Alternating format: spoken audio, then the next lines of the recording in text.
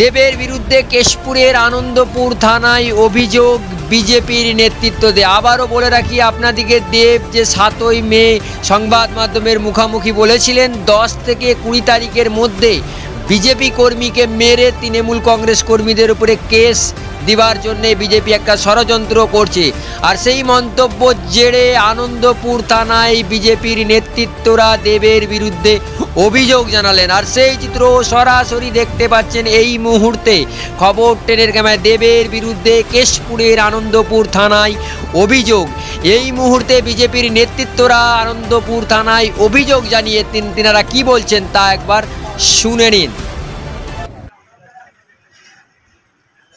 তৃণমূলের লোকসভা প্রার্থী দেব যে অশালীন মন্তব্য করেছে যে বিজেপি নিজেদের লোককে মেরে দিয়ে তৃণমূলের নাম দিয়ে চালাবে, এই অশালীন মন্তব্যের তীব্র নিন্দা করছি।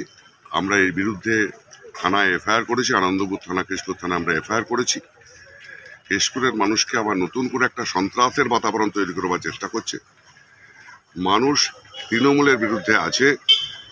এবারে পরিষ্কার দিয়ে বুঝে নিয়েছে যে কেশপুরে সন্ত্রাস করে ছাপ্পা করে নির্বাচনে জেতা যাবে না।